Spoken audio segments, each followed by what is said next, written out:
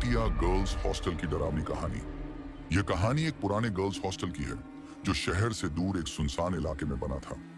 कई सालों से इस हॉस्टल में रह रही लड़कियां अजीब घटनाओं का अनुभव कर रही थी, लेकिन किसी के पास इन घटनाओं का कोई ठोस जवाब नहीं था। कुछ लोगों का मानना था कि यह सिर्फ अफवाहें हैं, तो कुछ का कहना था कि हॉस्टल में सच में कोई आत्मा भटकती है। यह हॉस्टल 50 साल पहले एक बड़े राजा के महल की जमीन पर बनाया गया था। कहा जाता है कि इस जगह पर कभी एक नौजवान लड़की की हत्या कर दी गई थी, जिसका नाम राधिका था। राधिका राजा के यहाँ एक नौकरानी थी, लेकिन महल के राजकुमार से उसका प्रेम संबंध था। जब यह बात राजा को पता चली, तो उन्होंने क्रोध में आकर राधिका को मौत के घाट उतार दिया। उसकी आत्मा आज भी वहीं भटक रही थी। समय बीतता गया और धीरे धीरे यह जगह वीरान होती गई। फिर सरकार ने इस जगह पर एक हॉस्टल बनाने का निर्णय लिया और इसे गर्ल्स हॉस्टल में बदल दिया। शुरुआत में तो सब कुछ सामान्य था, लेकिन कुछ ही महीनों बाद अजीब घटनाएं होने लगी। यह घटना तब शुरू हुई जब हॉस्टल में रहने वाली एक लड़की नेहा देर रात पढ़ाई कर रही थी। उसकी रूममेट पहले ही सो चुकी थी।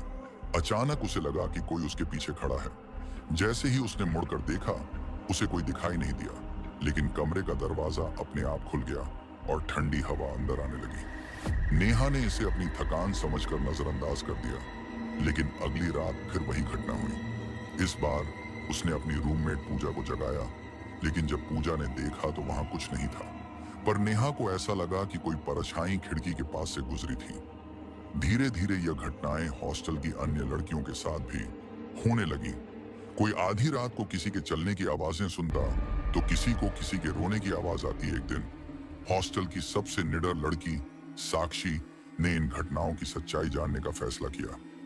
उसने अपनी कुछ दोस्तों के साथ रात में पूरे हॉस्टल का दौरा किया। जब वे ग्राउंड फ्लोर पर पहुंची, तो उन्हें अचानक ऐसा महसूस हुआ कि कोई उनके पीछे खड़ा है। साक्षी ने हिम्मत करके पीछे मुड़कर देखा, तो उसने सफेद कपड़ों में एक लड़की को खिड़की के पास खड़े देखा।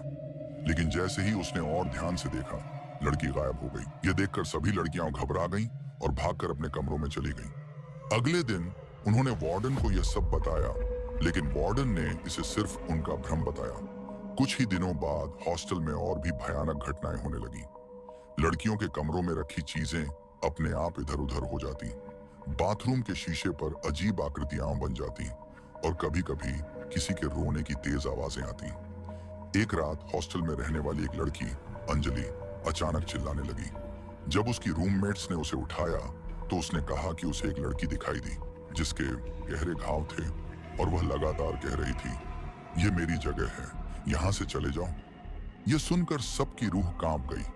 अगले दिन हॉस्टल में हर कोई डरा हुआ था। कई लड़कियों ने हॉस्टल छोड़ने की धमकी दी। जब हॉस्टल वार्डन ने इन घटनाओं के बारे में गहराई से पड़ताल की, तो उन्हें एक पुरानी किताब मिली जिसमें लिखा था कि यह हॉस्टल एक महल की जमीन पर बना है और यहाँ राधिका नाम की एक लड़की की हत्या हुई थी। वार्डन ने जब इस कहानी के बारे में अपनी दादी से पूछा, तो उन्होंने कहा, राधिका को इस महल में मार दिया गया था। उसकी आत्मा अभी भी यहाँ है।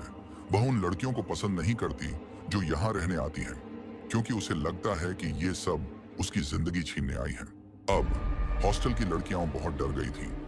उन्होंने एक स्थानीय पुजारी को बुलाया जो आत्माओं को मुक्त करने में माहिर थे। पुजारी ने पूरी जगह पर मंत्रों का जाप किया और एक विशेष पूजा की। जैसे ही पूजा शुरू हुई, वहां अजीब घटनाएं घटने लगी। लाइट्स जल बुझने लगी, खिड़कियां जोर जोर से खुलने लगी और एक दर्द भरी चीख सुनाई देने लगी। पुजारी ने कहा कि आत्मा अब मुक्त हो चुकी है और वह इस दुनिया को छोड़ चुकी है।